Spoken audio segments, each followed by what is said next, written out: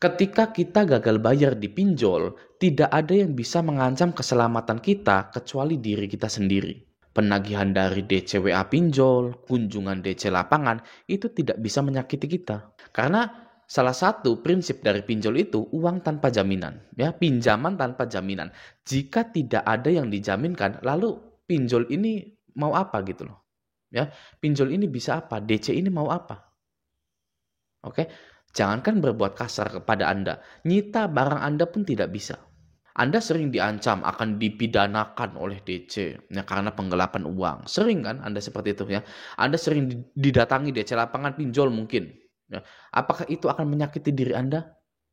Ya, tentu tidak. Paling kepala pusing sebentar gitu. Habis itu ya sudah biasa saja. Jadi jangan sampai kita ini memutuskan untuk tidak berjuang melawan pinjol-pinjol ini. Sampai-sampai kita itu menyakiti diri kita sendiri. Anda wajib nonton video ini agar Anda bisa menyelamatkan diri Anda dan orang-orang di sekitar Anda yang terjerat pinjol juga. Yang pertama adalah tidak mengganti nomor tapi tetap takut dan tidak berani gitu ya. Jadi kalau Anda mau terus memakai nomor Anda yang Anda daftarkan ke pinjol itu, Anda harus berani. Wajib berani. Atau kalau bukan berani, selengean gitu ya. Udahlah, penagihan-penagihan, telepon, WA gitu. Ya sampah gitu kan. Nah itu baru boleh tidak mengganti nomor. Tapi kalau tidak mengganti nomor, lalu Anda komplain, ini kapan ya berhentinya pinjol ini menagih? Waduh, ya itu nggak bisa itu ya, karena akan terus kepikiran, mindset Anda akan menjadi lemah. Kekuatan Anda untuk melawan pinjol-pinjol ini akan semakin lemah karena terus-terusan ibaratnya doktrin oleh DC pinjol ini untuk tunduk, untuk menjadi budak gitu ya. Jadi selamatkan diri Anda dengan cara mengganti nomor Anda. Ya, atau kalau tidak mengganti nomor, Anda wajib menganggap DC pinjol itu sampah semua. Yang harus Anda hapus atau buang chattingannya. Ya, lalu jalan hidup Anda secara normal kembali. Oke, ya itu yang pertama. Yang kedua, pesan penagihan sampai ke handphone Anda. Ya, yang artinya adalah masih checklist 2, masih centang 2, bahkan hijau. Ketahuan Anda itu membaca pesan penagihan dari DC-DC tersebut. Gitu. Nah itu, Anda akan dianggap masih bisa ditagih, masih bisa disebar data agar cepat membayar, masih bisa ditelepon kantornya, ditelepon kondarnya, dimarahin kondarnya agar Anda cepat membayar. Kalau DC ini di hari pertama menghubungi Anda, sudah WA Anda atau HP Anda sudah tidak aktif, maka dia akan langsung menghubungi kondar Anda di saat itu juga. Ya. Jika kondarnya tidak aktif atau mengaku tidak kenal, mereka akan menganggap Anda adalah pro player pinjol ya, atau pro player gal buyers. Gitu. Wah ini sudah pro ini, ya, udah nggak bisa ketagih. Oke, kalau Anda sudah dicap tidak bisa ketagih, maka hutang Anda cepat atau lambat akan segera auto lunas, otomatis lunas sendiri. Ya, karena pinjol tidak tahu keberadaan Anda, tidak tahu status Anda, tidak bisa diusahakan juga untuk ditagih, namun tingkat gagal bayar di perusahaan pinjol itu tinggi, yang mana akan disanksi oleh OJK jika tinggi. Maka dari itu, pinjaman Anda akan segera auto lunas. Jika pesan penagihan ini tidak pernah sampai ke handphone Anda, langsung checklist 1. Ya, tidak bisa ditelepon juga. Gitu, oke. Lanjut nomor 3, balas pesan penagihan dan kalah debat. Ya, sudah membalas, ya, Andanya kalah debat lagi. Nanti pikiran ini gimana, itu gimana gitu kan. Kita kan semua ini terutama laki-laki itu kan pengen selalu menang gitu ya. Di game Mobile Legends kita pengen menang, game Point Blank kita pengen menang ya.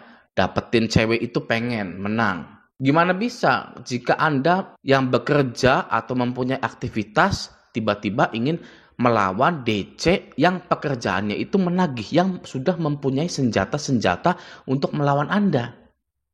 Ya. Jika Anda menang debat, nih ya, ada kalah debat dan menang debat juga, Anda kemungkinan bisa dikirim GoFood, GrabFood, ShopeeFood, dan lain-lain. DC ini sudah tahu Anda tidak mau bayar, maka dari itu mereka mengerjai Anda.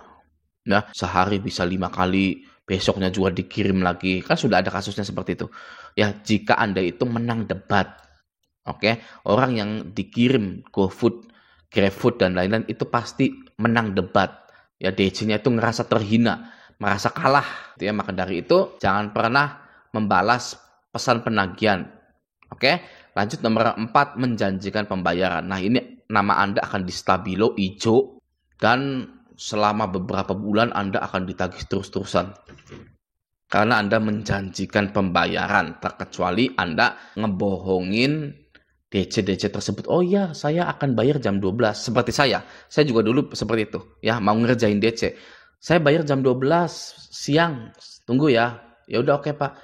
Nanti Mas jam 1 deh, gitu ya. Lalu sudah jam 1. Nanti Mas jam 2. Ya, udah jam 2. Nanti Mas jam 3 terus saja gitu ya. Itu saya ngerjain DC. Pernah seperti itu. Ya, nah tapi kalau Anda tidak berani ngerjain DC dan lain-lain, jangan pernah menjanjikan pembayaran kepada DC WA maupun DC lapangan, karena Anda akan terus-terusan dihantemi, ibaratnya digebugin terus oleh DC tersebut. Oke. Selanjutnya nomor 5, bayar perpanjangan dulu. Ya, bayar denda dulu, lalu bayar bunga dulu. Nah, ini yang jadi malapetaka dalam hidup Anda yang tidak akan bisa selamat. Ya, ciri debitur yang pasti tidak akan selamat adalah bayar perpanjangan, bayar denda, bayar bunga dulu. Bayar-bayar seperti ini tidak akan mengurangi hutang pokok Anda. Oke? Selanjutnya, mendengarkan saran DC.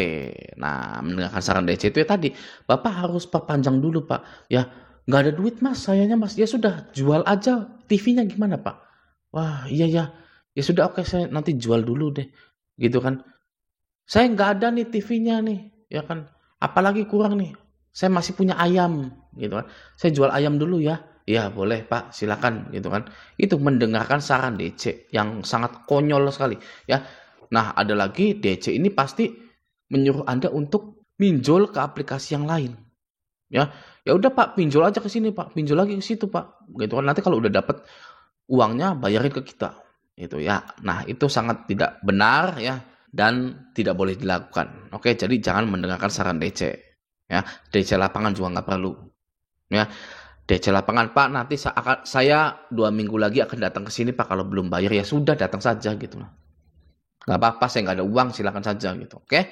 Nomor 7, minjol lagi atau gestun untuk bayar utang, kali lubang tutup lubang. Nah, ini adalah ciri debitur yang tidak selamat. Dalam kepanikannya minjol lagi, gestun untuk bayar utang, kali lubang tutup lubang gitu. Bahkan ada yang lebih parah, KD BPKB, KD sertifikat tanah, ke KUR ya, kredit usaha rakyat untuk bayar pinjol. Ya, KUR-nya nggak kebayar, leasingnya nggak kebayar, ditarik semua, pinjolnya galbay juga. Waduh ya, enak itu ya. Ya, tapi masih mending sih Anda tidak mengakhiri hidup Anda. Ya, walaupun misalkan itu sudah terjadi kepada Anda, gitu ya. Mending ya Anda tidak mengakhiri hidup Anda, ya, dan jangan pernah mengakhiri hidup Anda. Oke, Anda masih bisa mendapatkan harta-harta tersebut, ya insya Allah. Oke ya, nomor 8, sosial media nama asli, banyak foto pribadi, keluarga, dan tidak di-privat. Nah, ini sangat berbahaya sekali ya. DC pinjol legal ini sekarang seperti ilegal penagihannya. Mereka sudah masuk ke sosial media tanpa mencantumkan nama dari pinjolnya. Ya, misalkan Anda galbay di Ada Pundi atau Ada Kami gitu ya. Lalu di Indodana juga, Kredivo juga gitu kan. Nah, DC ini akan mempermalukan Anda di sosial media tanpa menyebutkan nama aplikasinya. Gitu ya. Maka dari itu, sosial media jangan nama asli, jangan banyak foto pribadi atau hapus semua, kunci sosial media Anda. Kalau bisa bikin lagi aja yang ininya dihapus gitu.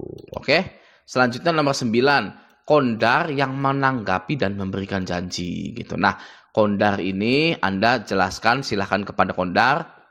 Jangan pernah mengaku bahwa kenal dengan Anda. Itu sudah beres kok seperti itu. Oke. Nomor 10, memohon DC agar tidak dikunjungi oleh DC lapangan atau agar DC jangan telepon kantor gitu. Jadi kelihatan lemahnya Anda itu. Ya, nah ini kelemahannya di sini ya. Dia tidak mau dikunjungi oleh DC lapangan atau dia ini tidak mau ditelepon kantornya. Makanya cepetan bayar. Jam 12 ini, jam 1 ini. Kalau nggak akan saya maki-maki kantor Anda. Atau akan kami turunkan 5 orang DC lapangan. Kan kami buat ribut di lingkungan Anda gitu. Wah, gitu ya. Jadi DC ini pegang kuncinya Anda gitu ya. Lalu apa Bang yang harus dilakukan? Ya jangan menanggapi. Ya kita jadi misterius saja gitu ya. Jangan sampai DC ini tahu kita.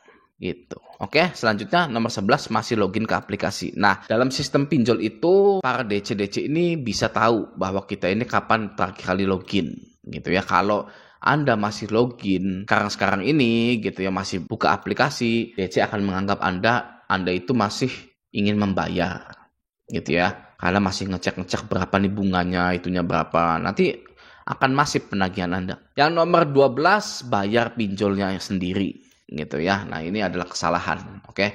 Kok bisa Bang kesalahan bayar pinjol? Bisa ya. Karena ketika Anda bayar pinjol, Anda akan minjol lagi ya. Terus-terusan seperti itu sampai harta Anda habis ya, pinjolnya tetap nggak bisa kebayar. Jadi nanti Anda nol besar. Tidak punya harta, pinjol pun sudah galbay. Sakit hati ujung-ujungnya ya. Jadi malapetaka yang sebenarnya adalah bayar pinjol. Kabar buruknya, Anda tidak akan bisa terbebas dari yang namanya pinjol kecuali Anda itu menggagal bayarkan pinjol Anda.